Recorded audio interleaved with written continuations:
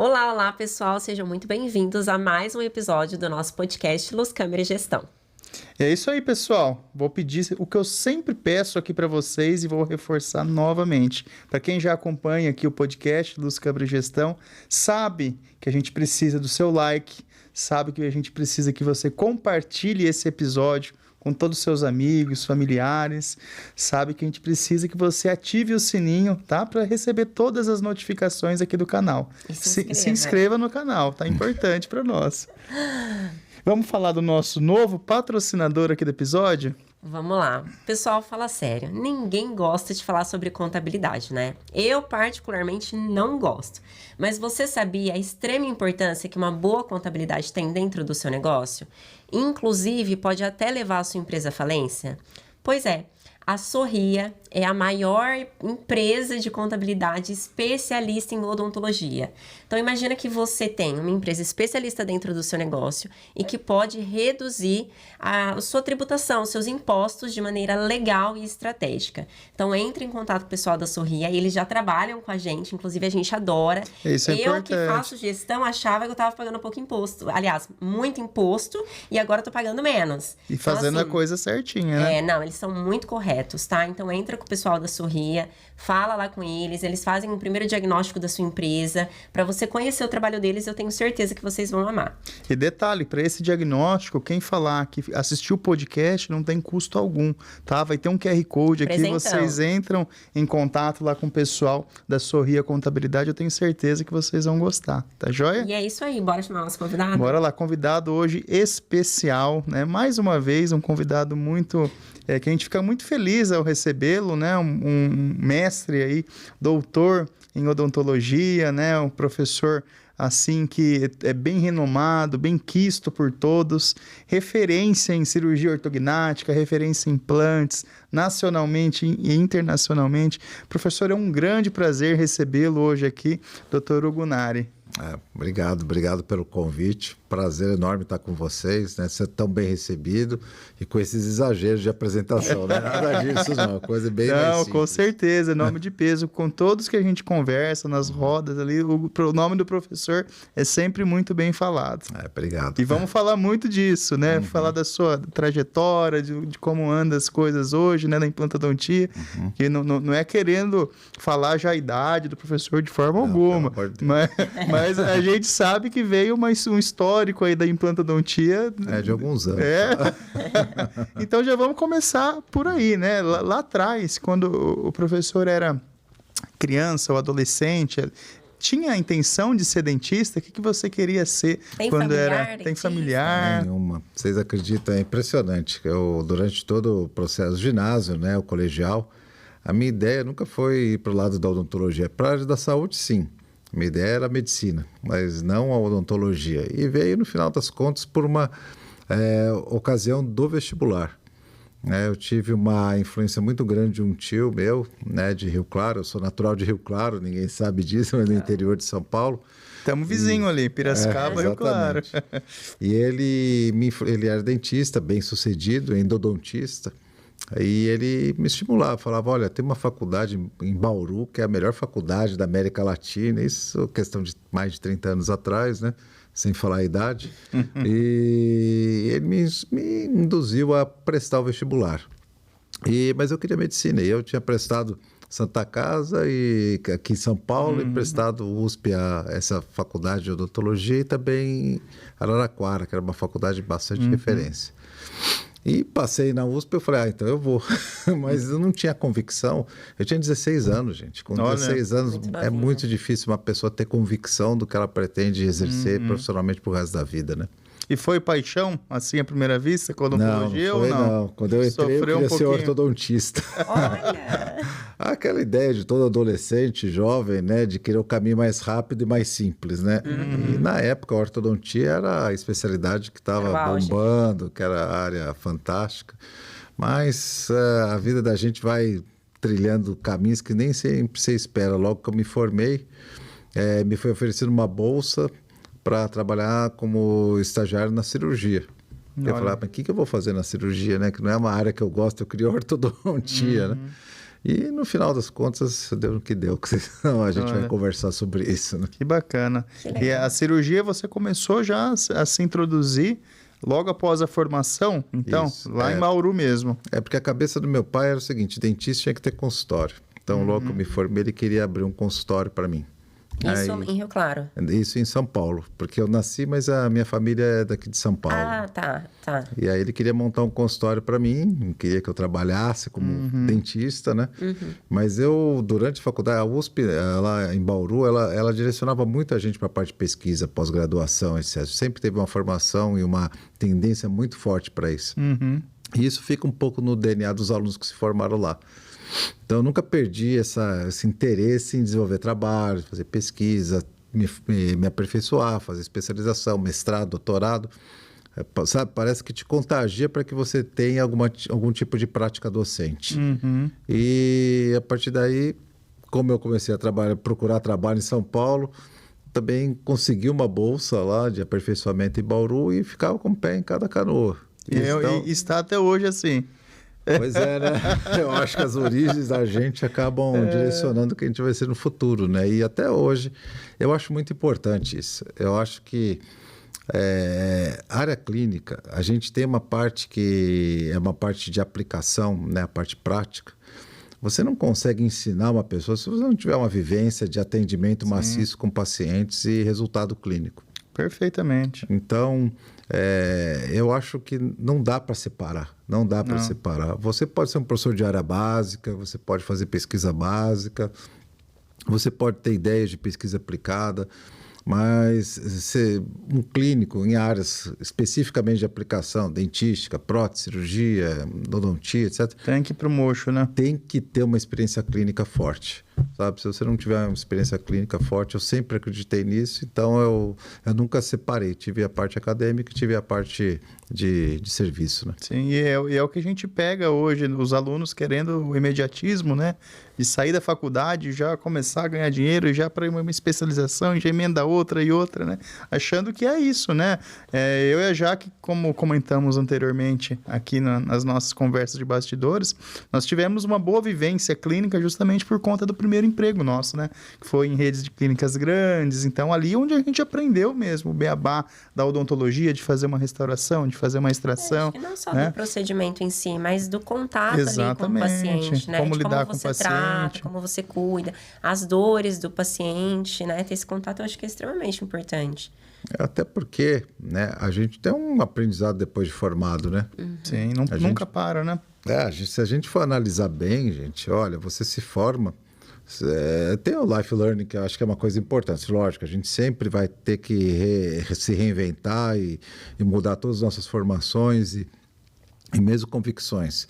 Só que você logo depois se forma, você tem que adquirir conhecimento para exercer. E esse adquirir conhecimento vem através de estágios, especializações, etc. Mas também de um amadurecimento que você tem perante o trato com o paciente, que é totalmente diferente. O paciente que você atende na faculdade, né, de uma situação clínica onde você está sozinho. Vocês passaram por isso. Com certeza. Exatamente. E você, quando se formou, então, você acabou não montando de imediato o consultório? Eu trabalhava em clínicas, né? E comecei a fazer estágio. Só que era assim, ficava 2 dias numa clínica e ficava 3, porque era São Paulo e Bauru. Só que aí Bauru começou de 3, foi para 4, 4 foi para 5. Aí eu abandonei a parte clínica, né? Abandonei a parte clínica totalmente, porque eu vi que eu precisava amadurecer. Eu me formei com 20 anos de idade, é muito pouco, né? Muito pouco. Eu precisava amadurecer, eu gostaria de aprender mais, eu vi que eu era muito pobre de conteúdo, né? Mesmo sendo bem informado, eu vi que eu era muito pobre de conteúdo acadêmico, então eu falei, eu preciso me formar melhor. Aí eu comecei a fazer estágio, especialização e aí foi caminhando. Eu abandonei durante 3 anos a atividade clínica. Olha. E aí depois de 3 anos eu voltei. Por isso quando as pessoas me perguntam, né, quanto tempo você exerce a profissão, né? A profissão que eu digo clínica, né? Basicamente há uns 28 anos. Então, não é o mesmo tempo que eu tenho de formado. E aí, para você montar o teu próprio espaço, foi com quanto tempo? A gente começou quando eu estava no mestrado, já tinha acabado o mestrado, já estava andando bem a carreira acadêmica. Aí eu falei, agora está na hora de montar o consultório. Só que eu não tinha recursos. Aí eu falei, a ideia já de collab, né? pegava umas 4, 5 pessoas que queiram, que estejam precisando, jovens, com gás, boa formação. Aí eu falei, vamos dividir um espaço juntos. Aí a gente montou a primeira clínica, foi em Bauru, né? Porque exatamente tinha muitos alunos de pós-graduação, criamos um grupo, montamos um consultório. E tinha as especialidades cirúrgicas como referência e também a parte de reabilitação. Foi uma experiência fantástica, foi dali que começou tudo, né? E aí... Legal. Mas imagino que tenha tido vários desafios nesse início, porque a gente sai da faculdade sem nenhuma formação, por exemplo, de gestão, né? Dentro de um espaço. E esses outros dentistas provavelmente também não tinha. Você ainda mantém isso com eles? Como que foi depois desse amadurecimento? A gente ficou junto durante uns 15 anos, 20 anos. Foi bastante, né? Deu super certo, então. Deu, e nós somos amigos até hoje, né? Legal. Eu acho que quando você tem um objetivo e você se cerca de pessoas que têm o mesmo objetivo e as coisas sendo muito claras, né? Eu acho que essa transparência que se fala tanto é muito importante, né? Eu acho que as coisas tendem a caminhar bem. Lógico que a gente vai mudando. Você muda de estilo de roupa, você muda de estilo de música que você gosta, mas nem por isso você deixa sua essência. Então, você pode caminhar em sentidos, em várias especialidades, em vários tipos de formato de negócio, até porque alguns são mais arrojados. Vocês são empreendedores, vocês foram para um lado. Mas tem outras pessoas que são extremamente conservadoras, gostam de ficar dentro do seu consultório, 4 paredes. Então, você tem que entender esse perfil de cada um. E não está errado, né? Tá Não tudo está errado. bem, com certeza. Então, É o que eu sempre falo. Hoje tem muito bom dentista que não aparece. exatamente. Né? E ótimos. E você imagina a dor que é para ele se expor. Por exemplo, Sim. estar aqui falando com vocês, para ele se jogar numa rede social, para ele se expor, é difícil. Sim. Então, eu acho que as dores iniciais que a gente teve foi, primeiro, para entender essa individualidade e formatar negócio. Gestão, que nem você falou, não era como é hoje. Antigamente, eu não tenho medo de dizer nenhum, mas quando a gente começou, boa parte era informal. O que a gente recebia não tinha lastro, não era deduzido, não era declarado. As coisas foram se tornando uma complexidade a partir do momento que mesmo essa parte de tributária, de exigência tributária, começou a ficar mais sofisticada.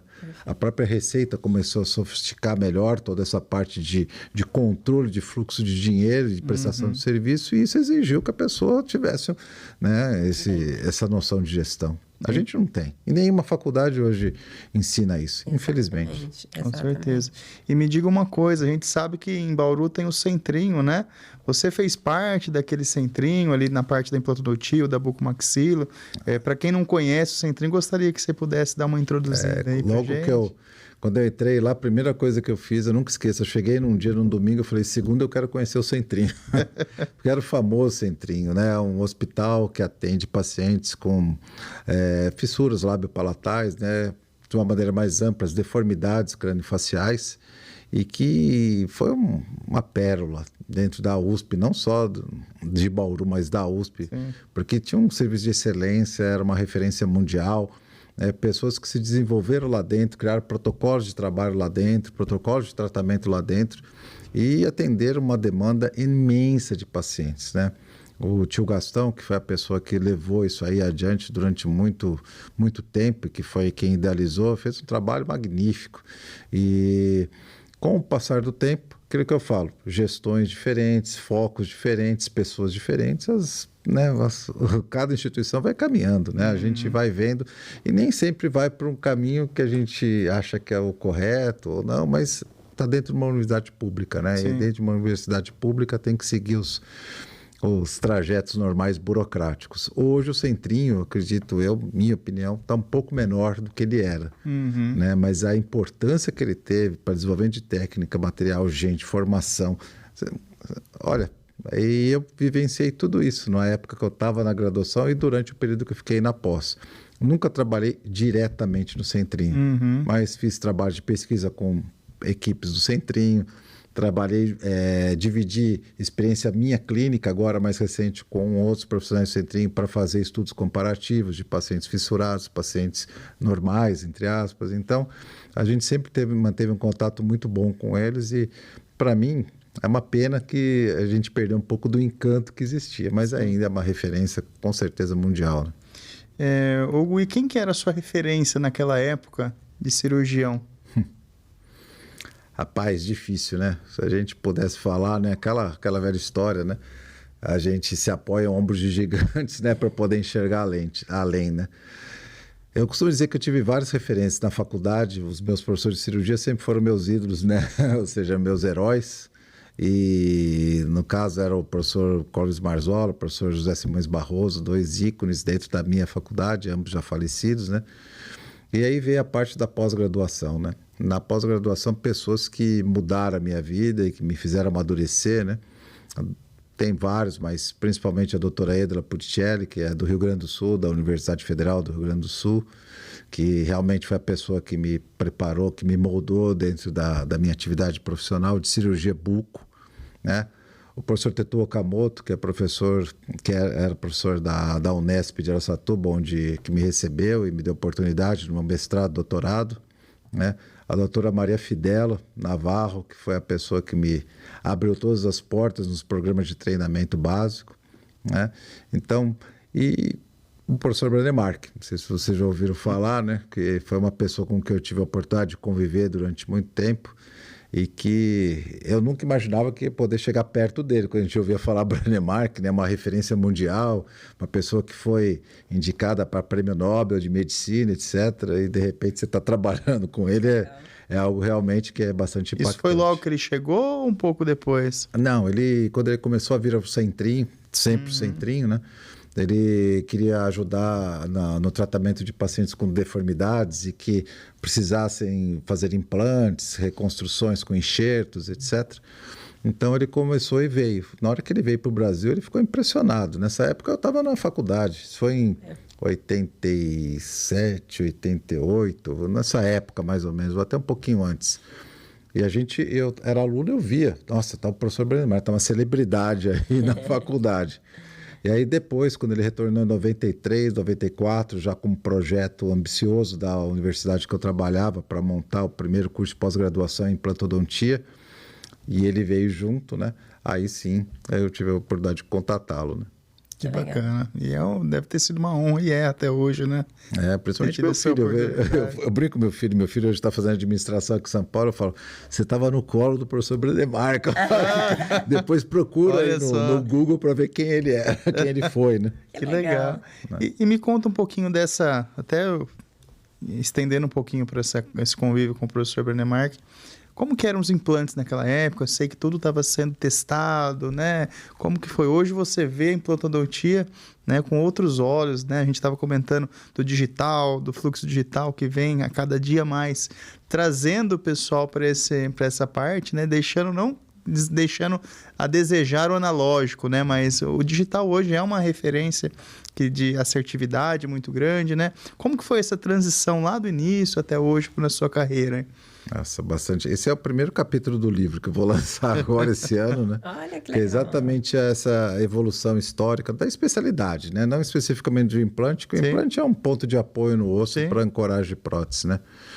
A implantodontia, eu vislumbro ela desde o início até hoje, né?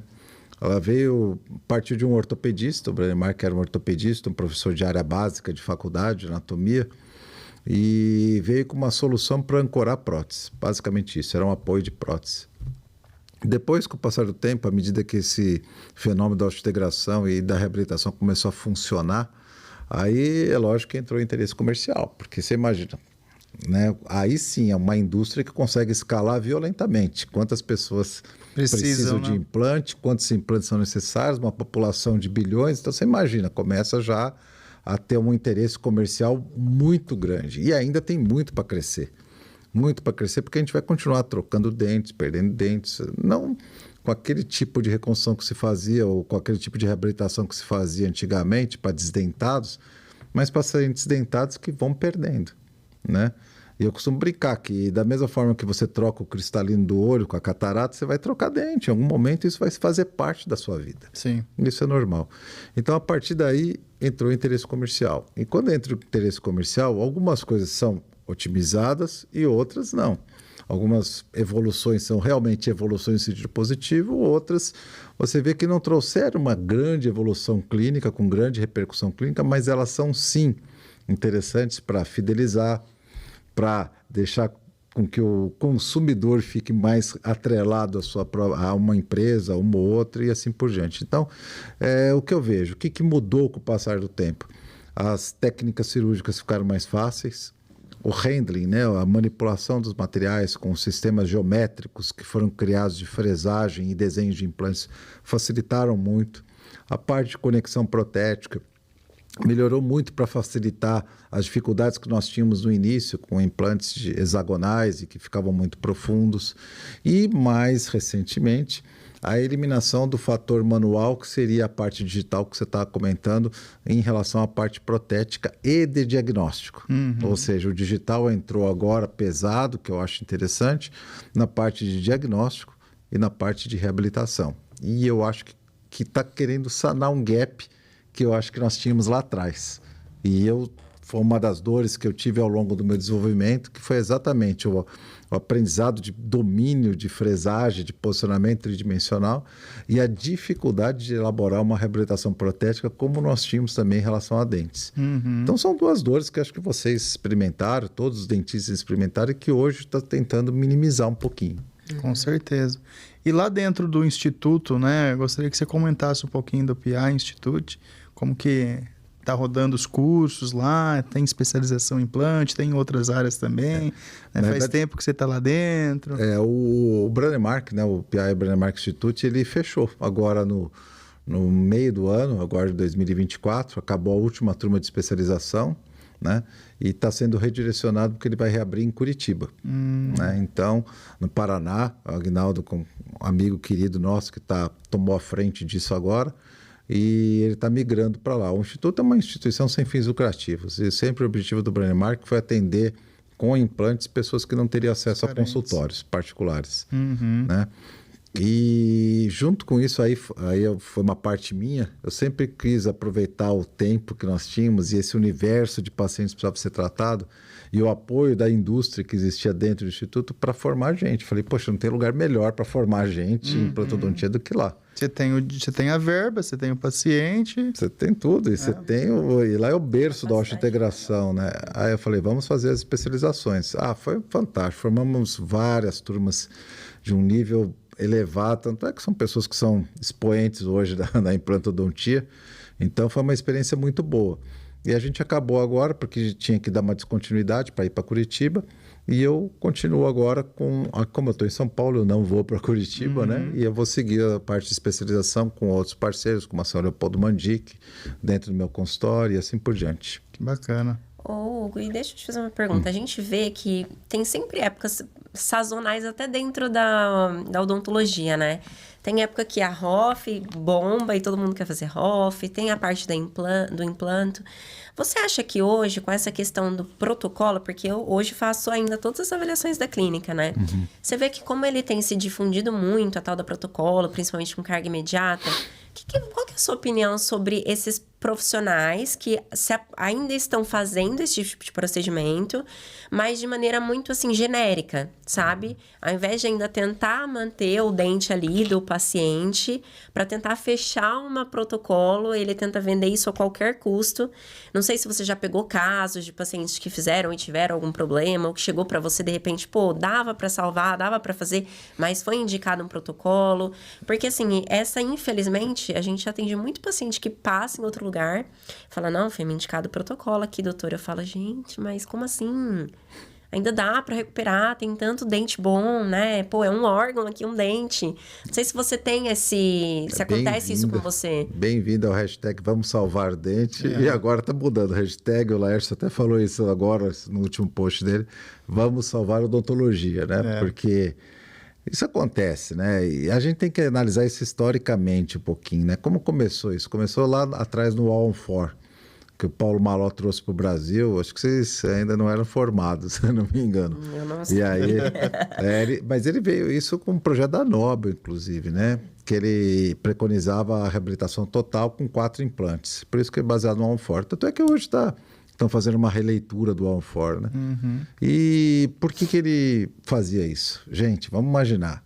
É muito mais fácil você colocar 4 implantes dentro de uma estrutura protética total, ou seja, exige muito menos treinamento, é mais fácil cirurgicamente E o custo operacional disso é muito mais reduzido do que você, por exemplo, manter de canino a canino, fazer 2 ou 3 implantes de cada lado, às vezes ter que reconstruir, fazer uma prótese cerâmica, não poder errar em nada em termos de posicionamento tridimensional, porque cada implante vai sair na emergência de um dente.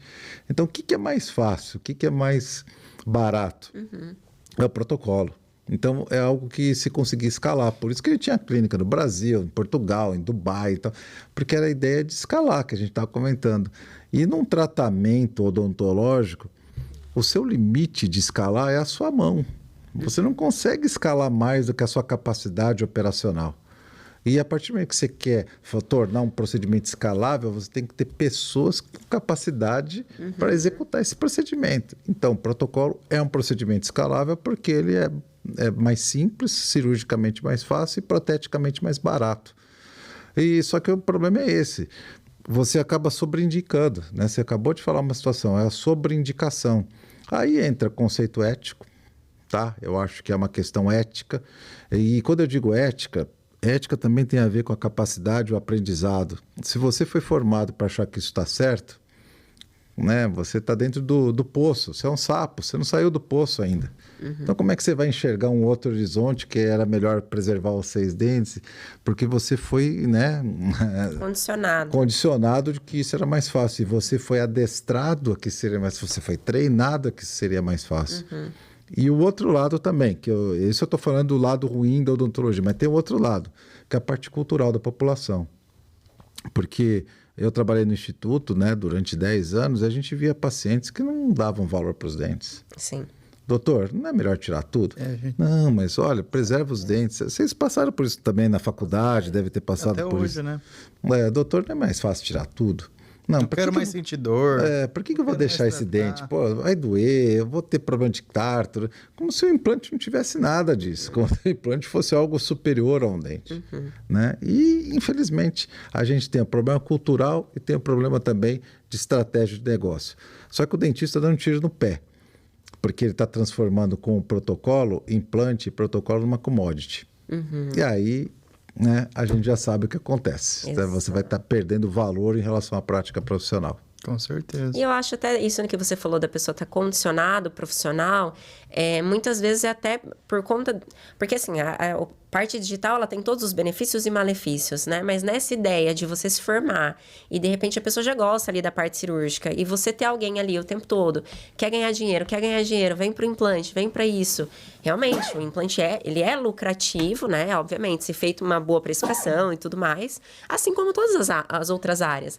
Mas eu acho que esse imediatismo do profissional de querer colher os frutos logo de cara é absurdo. Às vezes chega um profissional recém-formado lá na clínica, que você vai conversar, ele acha que ele vai estar ganhando rios de dinheiro agora, porque ele acabou de se formar.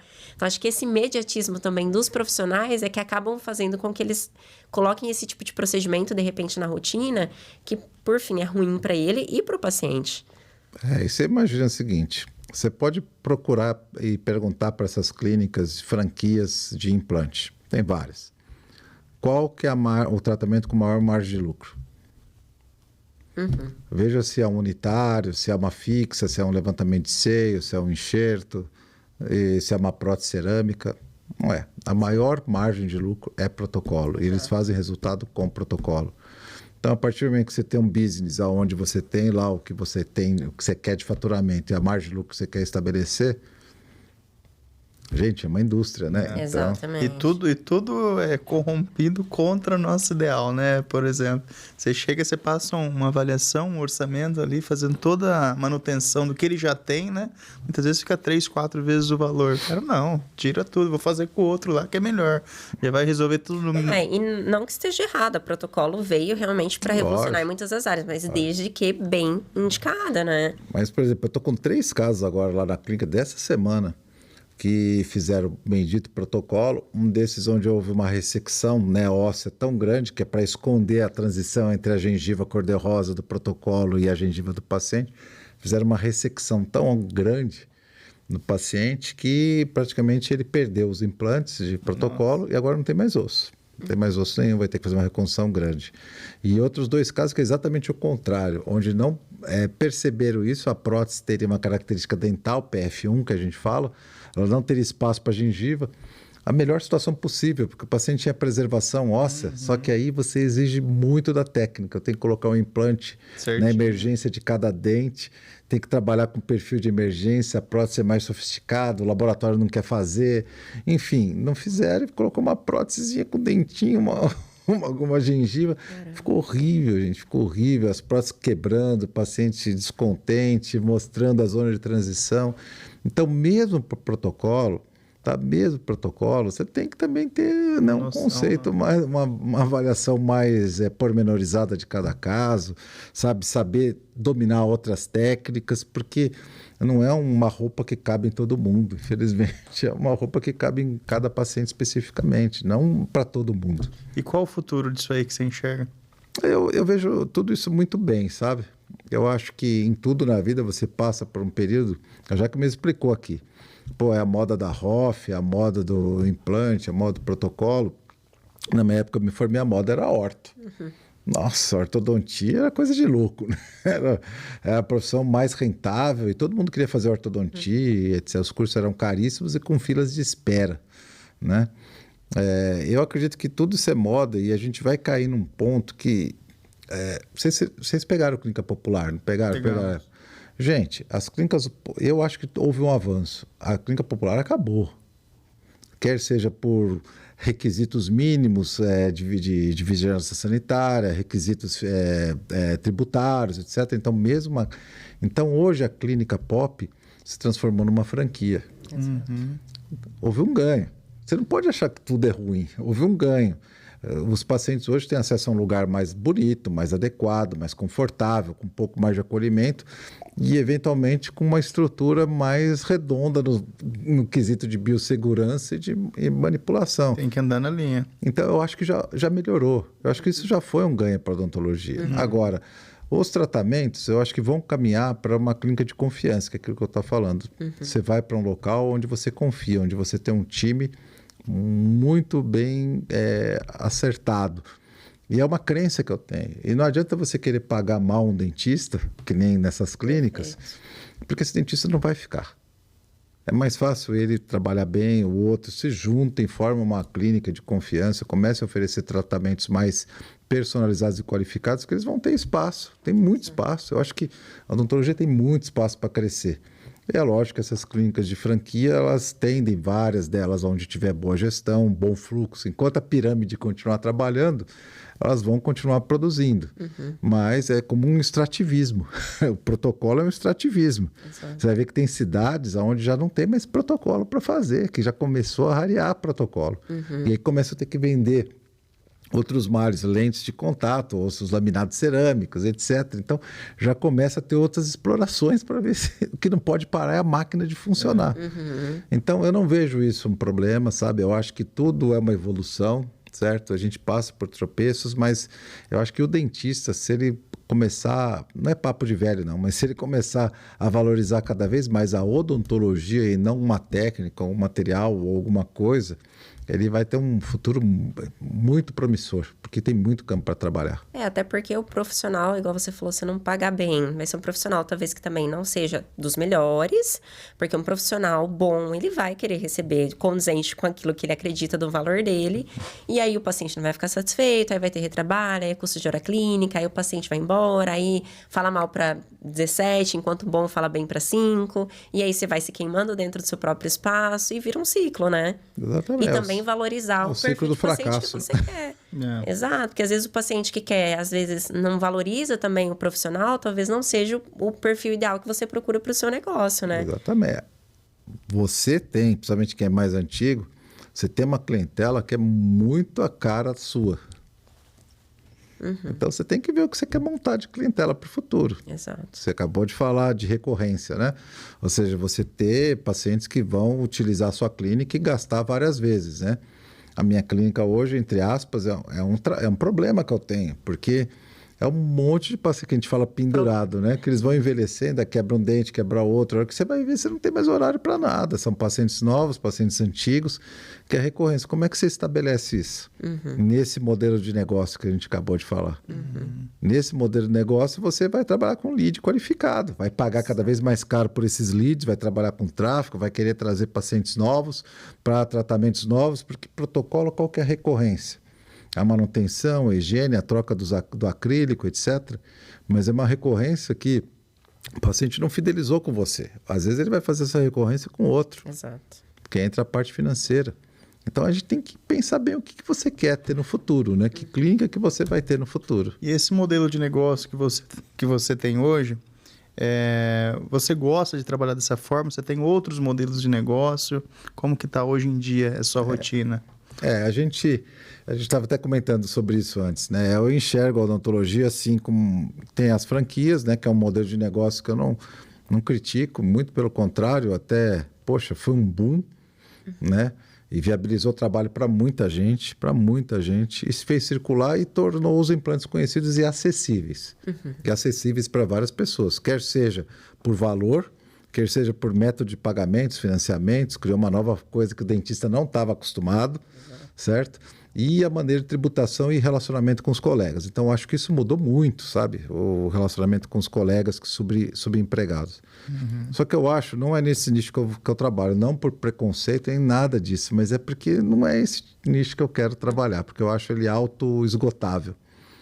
Eu vejo dois modelos de negócio. Eu vejo a clínica de confiança, que é a clínica de collab com pessoas que tenham interesse e que vão fazer, lógico, orquestrados por pessoas experientes para poder tratar o paciente e ter uma clínica de longa duração, com muita recorrência de procedimentos, onde se trata, quase um hospital. Tá? Um hospital que você tende a... Todas as especialidades, né? Que você vai ter... O paciente fica circulando e tratando e sempre vai lá, sabe? Eu vejo pelo meu pai que sempre é no mesmo hospital, na mesma clínica e assim por diante. E a clínica boutique. Clínica boutique não é boutique no sentido de hotel boutique, não é chique, né? Não é bem decorada, até pode ser, espero que seja, né? Mas a clínica boutique é aquela situação onde o paciente procura um profissional, procura o Matheus, procura a Jaga. Não, só quero tratar com... Não quero saber, eu vim aqui porque eu quero tratar com ele. E acontece muito com os grandes médicos, né? As boas referências em São Paulo, eles têm um consultório, nem sempre é tão grande, né?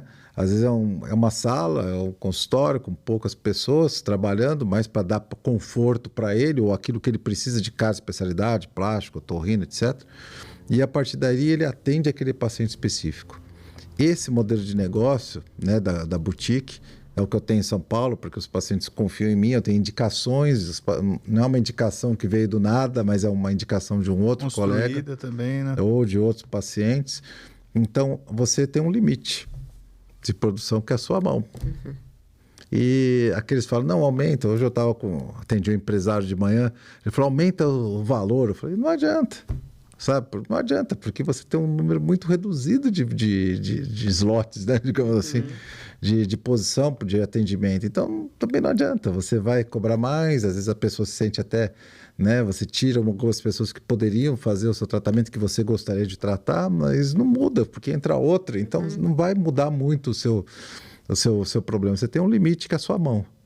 Já no outro modelo, que é a clínica de confiança, não. Você tem capacidade de ganhar, de dividir lucro de outras especialidades. E, às vezes, uma está mais para baixo, a outra está mais alta, e você consegue estabelecer isso de uma maneira melhor.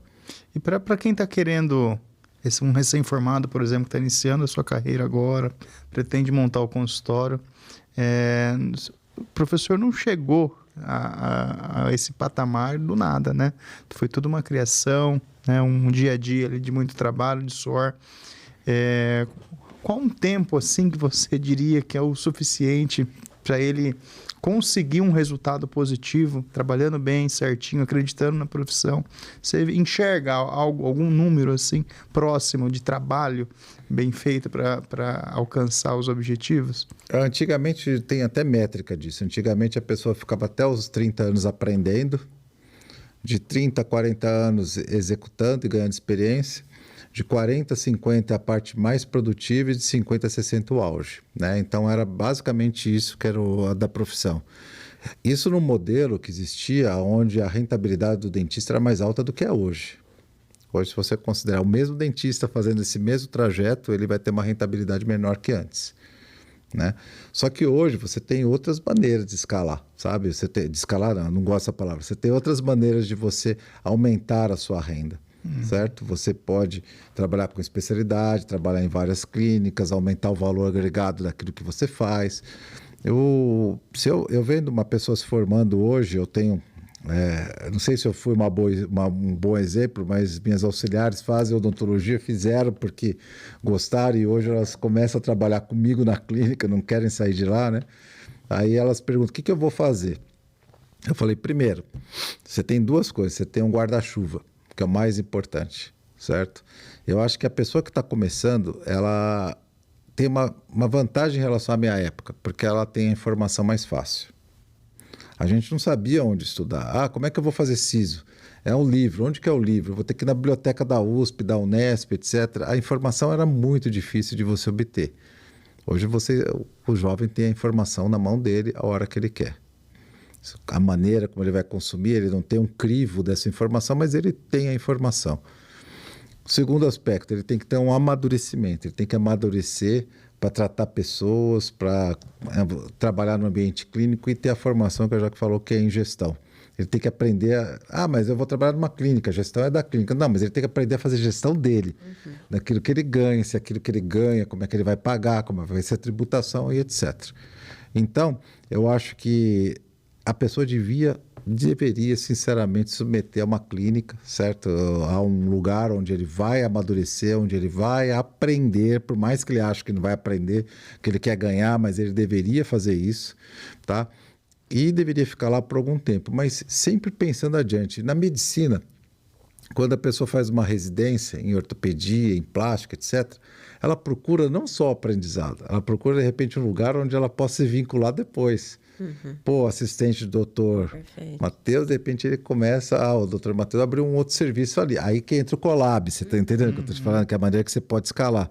E vocês dois começam a ganhar juntos. Então, o doutor Matheus ele vai abrir agora uma unidade lá agora no bairro do Morumbi. Ótimo. Então, mas ele não pode estar lá direto porque ele tem um limite da mão dele da clínica boutique. Mas quem que pode entrar de repente? O Joãozinho, que se formou contigo, que você formou, que você qualificou, que teve paciência, que teve tempo e que agora vai usufruir do nome da pessoa. Porque senão, você se forma agora, Matheus, como é que você vai ter paciente? Você acabou de falar de querer essa necessidade de se fazer rápido. Como é que você vai se fazer rápido? Exato. Não tem experiência. É através de rede social, é através de mídia, é através de tráfego, porque você não vai conseguir isso no boca a boca, numa indicação. Então, é no mercado onde tem muita gente concorrendo, onde você vai ser pequeno. Exato. Esse investimento que eu digo é estudar, né, com a informação que já existe e tentar se maturar num centro de excelência para depois, já visando nesse centro de excelência, ficar linkado, vinculado e poder caminhar dentro da sequência normal. Até porque faz muito mais sentido, né? Porque se ele já está dentro de um espaço que ele pretende até continuar no futuro, ele já colhe toda essa construção feita por esse espaço que geralmente leva anos para consolidar. Quando eu fui fazer minha residência, onde que eu fui fazer? Onde eu queria ficar. Perfeito. Nossa, eu quero ficar aqui, é um sonho ficar aqui. Não fiquei, mas porque tive uma opção melhor. E você estando ali, por exemplo, você está com uma pessoa boa, e acontece aquilo que acontece em toda a área. Network, você começa, olha, tem um colega aqui, poxa, estou precisando de um cirurgião. Tens aqui para indicar, eu queria que ele ficasse aqui, mas é que ele vai levar tempo. Não, já leva aí, vai pegar agora. Então, você tem network, tudo vai acontecer ali. Mas a pessoa precisa querer. Você sabe, né, Hugo, que quando eu comecei nessa clínica popular, a minha paixão pela gestão começou nessa clínica. Porque daí eu trabalhava como uma recém-formada 12, 13, 14 horas por dia e me interessava muito pela clínica. Porque eu falava assim, cara, como que eu vou aprender? Não é meu, mas eu quero, para eu ter paciente, eu preciso ir atrás. Então, eu preciso... Aí, fui dar palestra. A clínica não era minha. Mas, para mim, aquilo era importante. Já começou meio de captação de clientes. Exato. Saía nas escolas.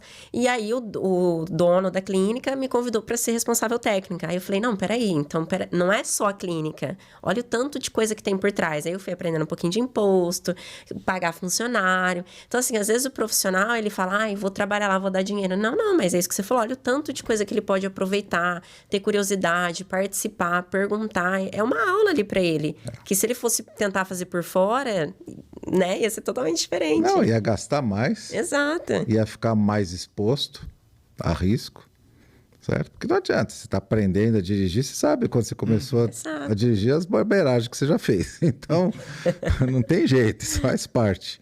Se você está com um tutor do lado, ele vai segurar, puxar o freio de mão, ele vai tentar acompanhar. É que eu falo que tem muita gente que quer, mas tem muita que quer se esforçar para tal, mas tem gente que quer tudo de mão beijada, né?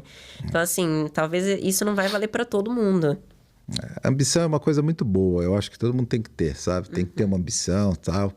Mas a ambição tem que vir junto com o legado. A pessoa tem que construir, né? Ela tem que... Não adianta ter a ambição de ter um castelo se ela não vai colocando os tijolos. E colocar tijolo não é todos de uma vez, né? E não adianta colocar os primeiros de cima. Tem que ir construindo. E isso a pessoa tem que ter noção disso, né? E a noção de quão pobre a pessoa é no início, sabe? Pobre de tudo. Você se forma, você profissionalmente é muito fraco, né? É muito fraco. Vocês vão fazer uma cirurgia de alto risco com um profissional que tem 24 anos, 25 anos? Exatamente. A não ser que seja um nicho muito específico de tecnologia que só ele domina, mas fora isso, algo que precisa de destreza, experiência, diagnóstico e execução, você não vai fazer com uma pessoa que está começando. Sim. Exato. O paciente não confia. Não tem jeito. A gente procura o profissional que tem mais experiência, né? Que provavelmente já fez muitos casos. Eu estava num outro podcast, foi muito interessante lá em Curitiba, que eles perguntaram assim, como é que você escolhe o seu médico? Eu falei, nunca pelo Instagram. É totalmente inverso. Mas por quê? Eu falei, rapaz, é engraçado, porque a gente estava falando de Instagram, de algumas atitudes, ações, etc. Eu falei, mas nunca pela mídia. Aí, não, como é que você escolhe seu médico? Eu falei, primeiro, eu busco entre os pares dele uma indicação. Então, às vezes eu busco entre os anestesistas, se é um caso cirúrgico, entre os anestesistas, aqueles. Se é uma área clínica, entre outros que eu conheço, uma indicação. Então, eu procuro uma indicação dos pares de uma pessoa que é referência. Depois, a hora que eu tenho 3, 4 indicações, eu entro no Lattes da pessoa. Né, e vejo qual a publicação, se ele é pesquisador, qualquer área específica, porque às vezes se fala plástico. Tudo bem, mas é um plástico que está mais habituado a lipo e etc. Não, o outro é mais nariz, o outro é mais mama. Aí, de repente, eu vou num plástico para reparadora de queimados, o cara, a especialidade dele é mama. Então, sabe, assim, buscar também entender um pouco da pessoa, para evitar você ir numa consulta e aí ver que a pessoa não tem essa área tão grande. Não que seja o problema, que tudo se aprende, mas para direcionar. Nossa, mas acho que hoje isso quem faz, né? Hoje geralmente é o inverso, a pessoa vai pelo Instagram. Mas Os jovens, pelo menos, né? Quando a gente fala de pessoas... É que a pessoa acho que nunca levou na cabeça, né? Eu já levei tanta compra na cabeça. Uma vez eu fui comprar um ombrelone para minha piscina, entrei lá no negócio do Instagram e tal, comprei, nossa, gente, né? O pessoal falando, a hora que veio um guarda-chuva desse tamanho assim. Sacanagem. Então, quem nunca levou na cabeça com esse negócio, milhas, eu vou te ensinar milhas, toda aí você entra, paga e fica 10 horas para não aprender nada e aquela coisa toda. Então, aquele... Gente, isso faz parte. Isso faz parte. Nós estamos aprendendo, a pandemia antecipou etapas de evolução da sociedade em termos de comunicação. E como foi tudo muito rápido, tem espaço para sacanagem, para tudo isso. Então, a gente vai ter que aprender com calma isso. As pessoas vão aprender na dor. O problema é que eu acho que os conselhos deveriam regulamentar isso melhor. Sim. Porque cabe ao conselho regulamentar isso. E fiscalizar isso. Porque se eles... A medicina segurou até onde pôde, mas chegou num ponto também que ela falou, poxa, o dentista pode, o fisioterapeuta pode, todo mundo pode, agora eu vou ficar brecando os profissionais que, segundo eles, mais podem? Sim. Não, então vou liberar também para o médico. Você também vai poder, pelo menos, competir de igualdade de condições com os outros. Exato. Porque a medicina agora teve uma reformulação dessa parte de mídia que... Eu não sabia. Que melhorou muito para eles, né? Melhorou muito para aqueles que... Era muito restrito, né? A fala deles. Você sabe que outro dia um paciente foi lá, foi o primeiro paciente que aconteceu isso. Também na pesquisa, ele achou pelo Instagram, aí ele foi no Google, aí do Google ele entrou no CRO para ver se você era realmente um profissional, depois ele entrou no Reclame Aqui, aí ele viu tudo, ele falou, não tem nada, eu vou lá. Verdade. Eu falei, olha, cara, interessante, que nunca aconteceu isso. Geralmente a pessoa vem pelo Facebook, pelo Instagram. Mas é uma informação confia, né? muito complicada ainda. Eu acho que é uma informação muito diluída, sabe? Faz essa dica aí, sabe? Se você precisa de alguém da área de saúde confiável... Interessante mesmo. Converse entre os seus pares, entre os pares daquele que trabalha, por exemplo, plástica, vou ver cirurgião. Você tem amigo anestesista, você tem amigo que é cirurgião, tal. Começa a pergunta para eles e vai cercando, porque aí você chega com menos chance de erro. Quando você for para o Instagram, você vai ficar à mercê de pessoas que são boas, que recorreram a esse tipo de mídia, porque todo mundo tem que recorrer hoje para mostrar o seu serviço, tá? Ou então pessoas ruins que estão se aproveitando disso. Se você for pensar, até a gente, quando vai procurar um médico, a gente geralmente pede indicação. Com certeza. No primeiro momento, né? Com de alguém certeza. que foi, depois a gente vai dar uma pesquisada. Advogado também? Você vai assim, quero um advogado. Exatamente. Professor, em questão das formações que você tem hoje, né? Comentou do PI, que acabou sendo transferido aí para Curitiba, né? Aqui em São Paulo você tem cursos também? Não. Mentorias, Não. atualizações, não? O que eu vou fazer a partir de 2025, a gente vai voltar a ter especialização num projeto que a gente começou junto com a São Leopoldo Mandic, provavelmente em Campinas, né? A gente vai tentar montar uma turma de especialização lá para seguir dentro da minha filosofia. Por mais que você tenha grade curricular, que você tenha os assuntos que são padrão para todos, mas você tem o seu jeito de ensinar e eu acho que cada um tem o seu e eu vou tentar... Já formei bastante gente, vou tentar seguir nesse caminho para continuar tentando. Próximo também, né? De você. E dentro da minha clínica eu vou continuar com os meus cursos que eu tenho de aperfeiçoamento, que são cursos mais curtos e cursos de imersão. Isso eu sempre... Porque às vezes a pessoa... que já formou comigo, tem mais de 500 alunos que eu já formei, então, poxa, eu quero ver mais alguma coisinha nesse sentido. Poxa, será que não tem jeito de eu ficar um tempinho aí?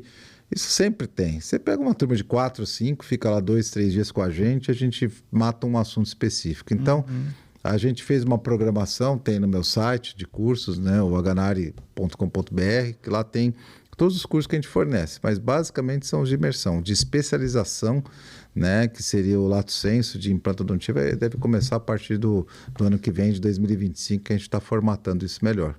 Que legal. Hoje eu já tenho 2 cursos, né? Tenho 2 turmas de aperfeiçoamento que estão rodando. Né? Eu acho muito legal. Dentro de implante, né? Que é direto ao ponto. É em Bauru. Bacana. Que é engraçado, né, Matheus? Eu queria fazer uma formação um pouco diferente, né? Porque uma coisa é você aprender implantodontia dentro de uma universidade. Eu acho legal, todo mundo tem que aprender dentro de uma universidade. A outra coisa é você aprender a fazer implantes dentro de uma clínica, usando o material da clínica e a rotina da clínica que já existe e que funciona. Eu acho que é totalmente diferente. Então, por exemplo, você fazer um curso de aperfeiçoamento onde o aluno chega, ele não precisa trazer nada, nenhum material, só precisa vir com a roupa do corpo. E aí ele vai... Porque às vezes você vai fazer uma clínica, poxa, eu quero saber qual que é o papel toalha que a pessoa usa na clínica dele. Poxa, qual que é o software que ele trabalha? Poxa, qual que é o material que ele usa de moldagem? Certo? Qual que é o sistema de implante? Como é o kit? Que instrumental que ele usa? Qual que é a ponta reta? Então, são coisas que a gente às vezes quer saber. Sim. E quando você vai para excelência, né? E quando você vai para um curso de especialização, você tem que trazer tudo e a partir daí é numa faculdade, você compra aquilo que... Às vezes, vários alunos falam, professor, eu vou comprar um mais simplesinho, porque depois, na hora que eu for para a clínica, eu compro um melhor, na hora que eu tiver experiência. Não é por aí. Já começa a ver como é que é a rotina, como é que as auxiliares de uma clínica particular trabalham, como é que é o ambiente de trabalho privado. Então, essa foi uma proposta que a gente teve esse ano, que montou essas 2 turmas agora, que já fechou, né? Então, falei, vai ser uma experiência única, eu vou querer proporcionar isso. Então, a pessoa vai... Achei que foi bem interessante, funcionou muito bem. Com certeza, e é a dúvida de muitos alunos, né? como gerenciar tudo isso aí, né? Porque o atendimento deve ser outro, né? A atenção com o paciente é outra, não é aquela loucura, aquela rotina clínica de especialização com 20 cadeiras rodando ao mesmo tempo, né? E paciente que vai lá, você está retratando o caso que já foi tratado, paciente de protocolo que já fez. Então, é uma loucura. Não é essa a realidade. Então, tem que passar o que é a realidade de um consultório. Sim. E, gente, impressionante. Eu já estava falando agora há pouco a respeito de contabilidade, né? No último módulo que a gente fez, né? Foi no 7º módulo, né? Os alunos chegaram, eu estava falando de ancoragem de distância, zigomático, essas coisas assim. As cirurgias mais avançadas, eles falaram, professor, o senhor está falando aí, como é que é essa parte tributária sua? Como é que o senhor faz essa parte de imposto, né? Aí eu falei assim... Foi pego de surpresa. Eu falei, mas como é que você quer saber, assim? Aí ele falou, não, porque eu não sei, eu não dou nota só para quem pede, mas quando pede eu vou lá, dou a nota e aí eu, sei lá, no final do ano eu faço e vem uma paulada de imposto. Nossa. Aí eu falei, rapaz, mas você tá... E aí eu dei risada intimamente, mas eu falei, eu vou te falar uma coisa, bem sinceramente para você, não vem achando que eu sei de tudo isso e que eu faço isso há 30 anos que eu tenho consultório. Não é assim que a coisa aconteceu. Até porque durante muito tempo eu mantive meu consultório, mas quem me mantinha economicamente era a faculdade, que eu fui docente durante 30 anos, pós-graduação, e tinha as consultorias que eu prestava para empresas. Então eu recebia. Esse era a minha maior fonte de renda. E aqui empatava.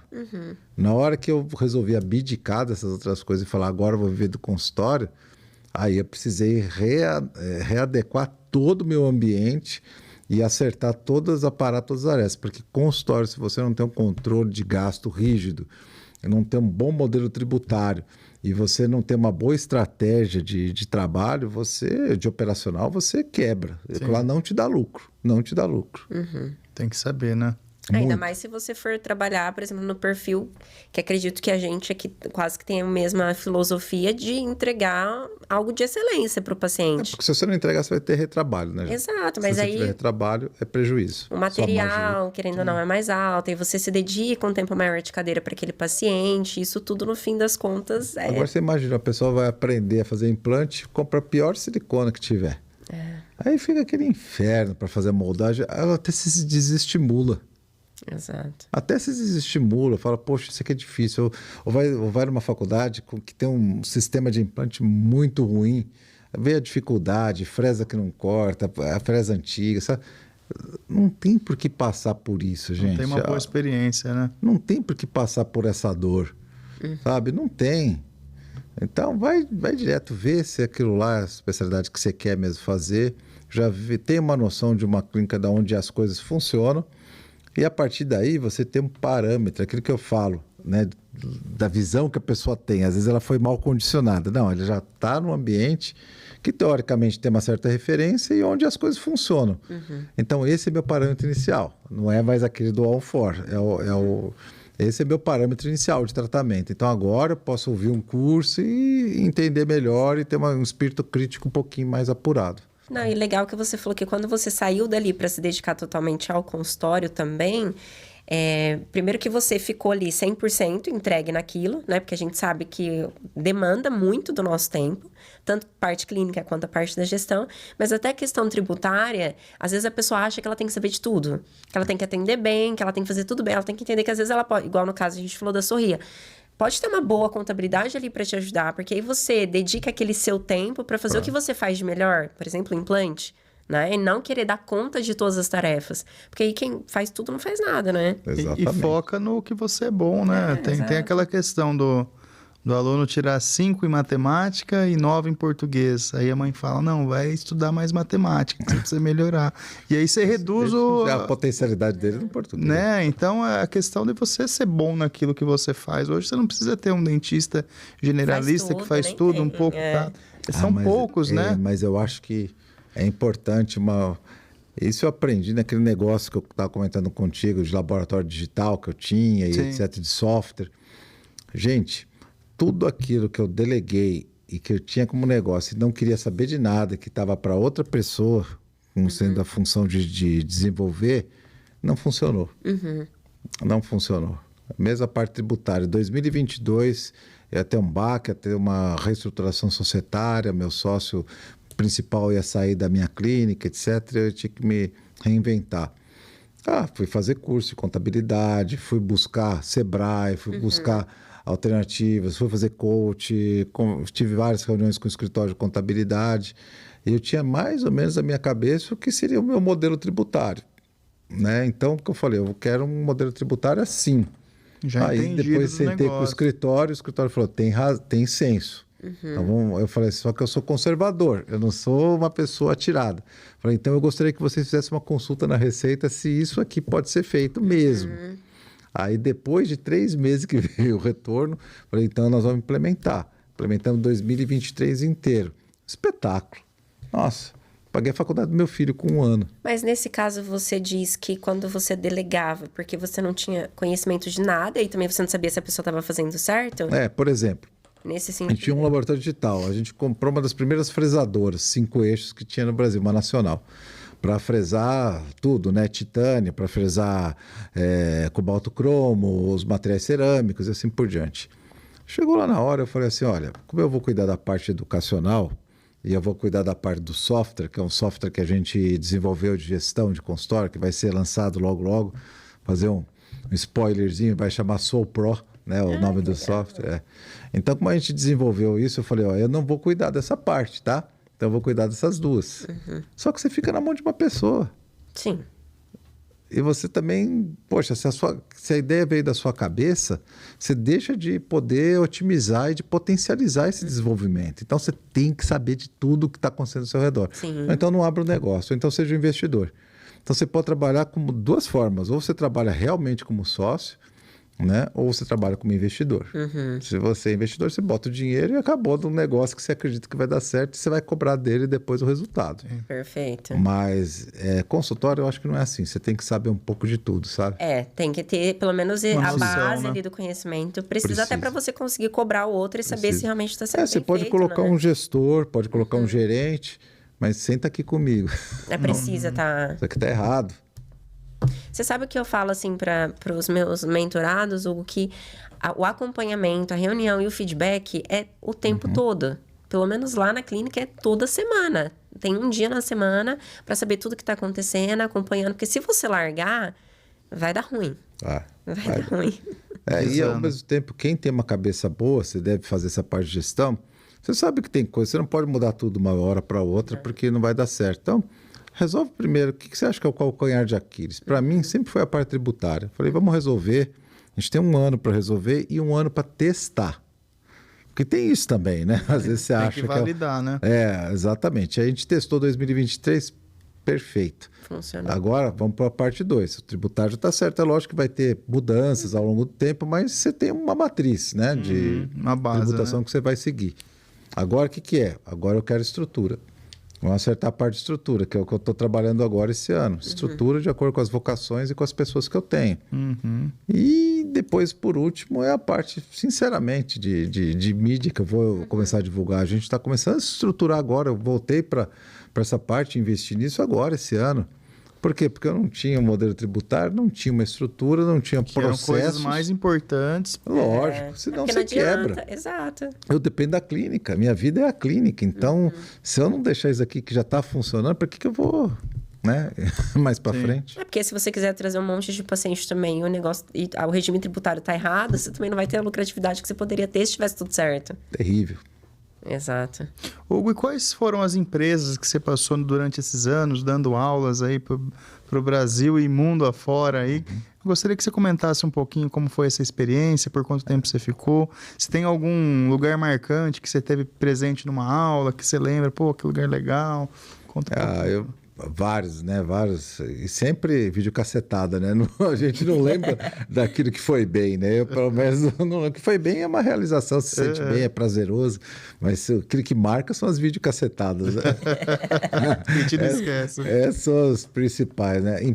Várias empresas foram marcantes na minha vida. Eu posso citar, a primeira foi a Nobel, né? Com quem eu tive, a Nobel Biocare, que antigamente era chamada Nobel Pharma. que foi a empresa que começou a comercializar os implantes que o Brendemark fez no início da osteointegração. Foi a primeira empresa a entrar no país, primeira, né?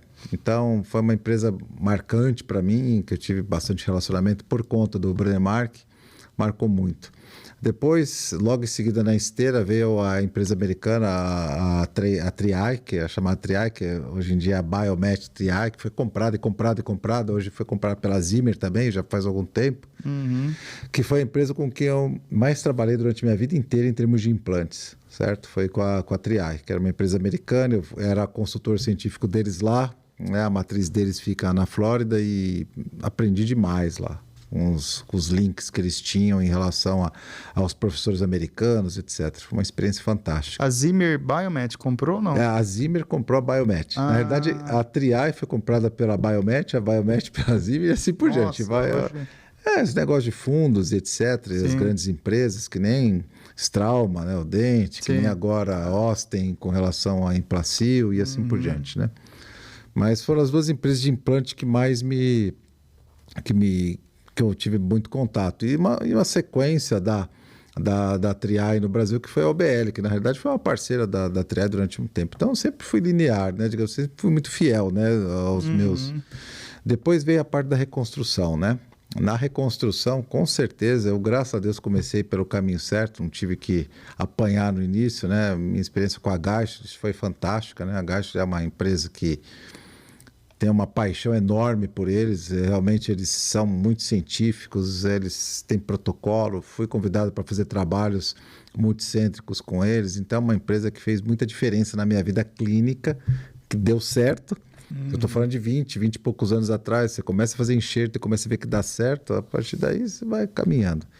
Então foi uma empresa também muito importante, né? E outros que vão aparecendo agora mais para frente, que agora é a geração nova. Tudo que eu falei para vocês é bem antigo, né? Poxa, Nobel, Triae, Gaixo, são 3 empresas que eu posso falar bastante bem delas, né? Outra coisa que você perguntou foi... Sobre as experiências de viagens, sim. né? E eu lembro uma especificamente, foi quando... Essa foi terrível, foi uma videocassetada, né? Uma vez eu fui... 2 experiências, só 2 rápidas. Uma que não fui dar aula, mas que eu fui para fazer um curso de credenciamento zigomático. O zigomático foi criado pelo Brendemark e lançado em 97 para 98, nesse interstício. E o primeiro curso de zigomático que teve foi na Bélgica, né? E eu fui para lá, meu inglês era paupérrimo, e eu nunca esqueço disso, era para ir outro colega, mas se não me engano era para ir até o Laércio. Aí o Brendemark falou, não, Laércio, deixa que eu queria que eu fosse um buco maxilo para lá. E o Laércio era buco, mas enfim. Aí o Brendemark me convidou para ir pelo Brasil para poder fazer o credenciamento, para poder começar a usar o zigomático.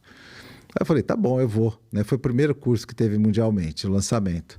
Aí eu falei, vou me preparar para esse curso, né? Pelo amor de Deus, eu não chegar lá, né? Aí fiquei tendo aula de inglês todo dia, das 6 até as 8 da manhã, tudo antes de começar, e fui para lá, né? Cheguei lá, a pessoa que ia receber era uma professora chamada Chantal Malveio, né? Né? A Chantal, lá da ABER. Só que eu não sabia que Chantal era mulher, achei que fosse homem, né? Aí eu cheguei no hotel, tinha uma baita de uma recepção e estavam lá 2 pessoas lá recebendo, mais alto, mais baixo. Eu estava tão nervoso, né? E tinha um principal com gravata, falei, deve ser esse o Chantal, né? Aí eu fui lá e cumprimentei, muito prazer estar aqui, nossa, sou do Brasil, o professor Brendemark me indicou e tal. Ele falou, Hugo, eu já te conheço, rapaz, eu sou o Robert, você já me conheceu lá da Suécia, você tá, sabe, confundindo. Chantal é mulher também, na frente de todo mundo. Foi um mico, rapaz. Foi assim, uma coisa assim pavorosa, foi uma experiência assim que eu nunca pude imaginar. E uma vez que eu estava no Peru, que eu fui dar uma aula lá, e também foi uma situação terrível, porque a Triae, que tinha me convidado, eu era o principal speaker desse evento, era um evento pequeno, e eles tinham me chamado, eu fui. E eu montei minha aula a noite toda, tal, aqueles computadores, aquela situação antiga, tal. Aí chegou na hora, travou o computador, ele não ia, sabe? Não carregava, não carregava, e não carregava, e não carregava, e não carregava. E todo mundo fez aquela expectativa para aquela aula, era uma aula de 2 horas, né? E aquela coisa, o computador não carregava, não carregava. Eu falei assim, eu nervoso, desesperado, né? Aí eu nunca esqueci, tinha um amigo meu, que é um espanhol, né? O Calvo Guirardo, que é amigo meu até hoje. Ele falou assim, virei para ele, Calvo, você tem alguma aula aí? Eu falei, como assim? Qualquer aula. Alguma aula. Coloca uma aula aí que tem implante, qualquer aula. E vamos lá, vamos pra frente. Aí ele, Guita, ele me chamou de Guita, você é louco, tá louco. Tá assim, qualquer aula, que aí eu dou um jeito. Ele falou, ele tinha 2 aulas. Ele falou, não, mas isso aqui não dá, né? Isso aqui é só prótese. Não, dessa daqui mesmo. Ele colocou a aula e eu falei as horas lá. E todo mundo aprovou. Não, tentei dar uma rolada. Esse eu nunca esqueço, a experiência tem só as 2 principais. É vídeo cacetada, né?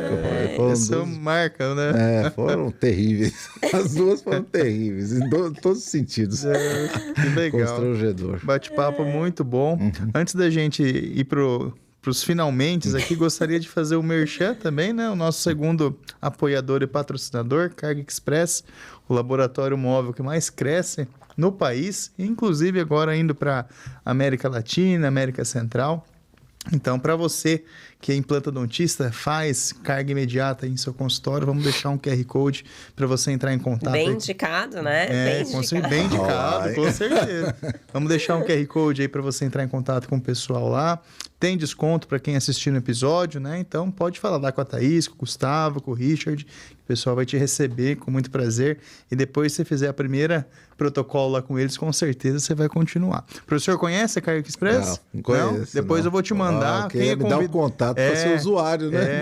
Quem é convidado já tem até uma condição melhor ainda para testar o produto. Eles são bem legais, porque assim, geralmente, a gente já teve experiência com algumas, né? E primeiro que eles são extremamente organizados. Isso é o principal. Organizados, pontuais, deixa tudo muito limpo. E o protético que vai, ele acompanha todo o processo. Ele vai no consultório. Ele vai no consultório. Me passa o contato mesmo. Aí, ó. Ele vai lá, chega pontual, ele acompanha tudo, fica lá até a finalização do paciente. É muito legal. Então, daí, obviamente, geralmente termina no mesmo dia, né? O Matheus faz tudo em um dia só. Mas tem todo esse acompanhamento. Eles são ótimos, viu? E olha que a gente já trabalhou com alguns. Sim, nossos parceiros são muito bons. A gente sempre... eles se tornaram nosso parceiro depois da gente usar. Exatamente. Exato, a gente conheceu primeiro, é bem legal. E antes da gente encerrar, professor, eu gostaria que você me contasse, né, qual é a sua expectativa aí de vida dentro da odontologia. Daqui uns 10 anos, você vai estar querendo ali trabalhar ainda, você vai estar querendo dar aula, vai querer só passar as férias aqui no Brasil, já está fora do país. Tem gente que me fala, não quero nem estar no Brasil, né? Alguns já falaram. Daqui 10 anos eu quero estar fora. Eu não tenho expectativa de estar fora do Brasil, a não ser que minha família caminhe para isso, né? Porque a gente vai junto com a família, mas fora isso, não. Eu tenho muitos amigos aqui, pretendo continuar. Eu acho que a atividade, se eu puder, né? Você vê o Pinote, você vê o Jatene, se eu puder, eu quero trabalhar até o final, né? Eu só peço para as pessoas que estão ao meu lado, falar assim, se você me ver fazendo isso que o outro fulano está fazendo, você me avisa, eu quero ter maturidade para chegar e falar que tem que parar, né? A mão começa a tremer, alguma coisa assim. Mas enquanto eu puder, eu quero continuar trabalhando fisicamente, ou seja, eu quero trabalhar com atividade cirúrgica, né? Eu tenho planos, lógico, eu gostaria de depender menos da atividade de varejo, gostaria de trabalhar mais esporadicamente e trabalhar muito com a parte de consultoria, porque eu acho importante a gente ativar bastante essa parte de raciocínio, sabe? Com certeza. E eu acho que a gente tem um legado, que não qualquer um que já tem, vocês já têm alguns anos, vocês têm algo para ensinar, todo mundo é professor, todo mundo tem algo para ensinar. Eu acho, e hoje em dia a internet é muito boa por causa disso, porque o que você tiver para ensinar, compartilhe. Exato. Desde que mesmo seja pouco. Então, eu acho que eu tenho bastante coisa, eu quero preparar tudo isso e achar a linguagem certa para poder disponibilizar isso aí para as pessoas, porque a linguagem mudou muito. Então, eu quero... 10 anos eu acho que eu vou continuar trabalhando, a não ser que alguma coisa aconteça da maneira como eu estou hoje, mas já preparando o time que está comigo, né? E depois disso ficar numa parte mais de crítico do que qualquer coisa dentro da clínica, mas tendo meus 2 dias cirúrgicos para poder trabalhar. É daí que a gente percebe o amor que você tem pela profissão, né? Querer continuar, né? Com certeza. Mas é que eu gosto, né? Então a gente tem que... Senão é difícil, Exato. rapaz. E até essa parte de formação eu acho interessante, porque hoje tem muitas faculdades boas, mas tem muita faculdade que está formando Mas a faculdade alunos perdeu muito a referência, despreparados. né? Então. E o fato de você também ensina, independente do que você vai especificamente, por exemplo, na parte de implante ou não, você já ajuda, querendo ou não, esses alunos. Né? Porque tem muito profissional muito ruim, gente. Muito eu vou dar um exemplo ruim. bem pequenininho já desse ponto. Por exemplo, eu outro dia quebrou meu forno de micro-ondas lá. Tal. YouTube, como consertar forno de micro-ondas, eu mesmo abri, eu mesmo consertei rapidamente e fiz, certo? Então, você imagina que essa pessoa tem mestrado, doutorado, especialização, alguma coisa para ensinar? Não. Só que ela me ensinou alguma coisa. Outro dia eu também queria... Útil. Exatamente. Então, todo mundo tem algo para ensinar, sabe? Organize seus conteúdos para... Isso é uma maneira fraterna de você viver também. Organize seus conteúdos. É lógico, se você tiver que receber por isso, receba. A importância disso está diretamente relacionada ao público que isso atinge, como você transforma a vida das pessoas, que é lógico que você vai ter valor por isso, mais valor agregado. Mas todo mundo tem o que passar.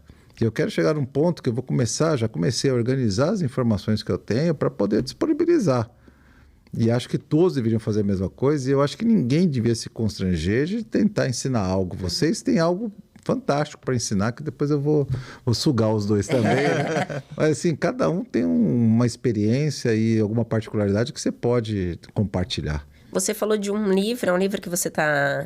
Esse livro, na verdade, eu escrevi... Faz parte desse projeto de compartilhar... Só que é duro porque é um livro que ficou grande, né? Eu falei, eu vou escrever um livro sobre implantodontia, e até o Rui Santos, que tem uma paciência do cão, ele, coitado comigo, que eu falei, agora vai, Rui, agora na pandemia eu vou escrever. Escrevi o livro em 2 meses, rapidinho. Caramba! Que eu queria um livro que não fosse assim, olha, o Hugo escreveu cirurgia guiada, o Matheus escreveu sobre isso. Não, que aí fica uma coisa meio coxa de retalho, um Frankenstein. Eu queria pegar um livro que eu escrevesse de cabo a rabo, para ter uma sequência, uma linearidade, etc. É difícil. Só que o livro ficou com quase 300 páginas escritas e agora, bem, as fotos tem mais de 800. Então, eu estou tentando agora, mas eu devo acabar esse mês, que foi um projeto que eu fiz, organizar, porque eu tinha outros projetos antes. Que legal. Organizar o final do ano está sendo lançado. A gente vai lançar aqui em São Paulo. Ah, que legal. E eu vou usar esse meu network, as pessoas que eu gosto no Brasil todo, né? Então, vou fazer os lançamentos nos lugares que a gente tem amigos. Eu já tive cursos de especialização em vários lugares do país. Eu vou lá, reúno meus alunos, a gente faz um lançamento. Que legal. Final do ano, vocês estão sabendo. Aí deve estar saindo aí. Com legal, certeza. legal. Parabéns mais uma Vamos vez. lá. E para os próximos episódios também gostaríamos que tem muita pauta para a gente conversar, que não deu tempo, né? É cirurgia ortognática, é ATM, né? Zigomática. Então, São as áreas que eu trabalho. nós vamos, nas próximas episódios a gente vai com certeza querer a presença do doutor aqui. Quem sabe fazer uma collab com outro colega, né? Quem sabe conseguir trazer o Laércio aqui. O Laércio eu já mandei mensagem para ele, putz, minha vida é corrida. Quem sabe o Hugo chamando, ele não veio. Professor.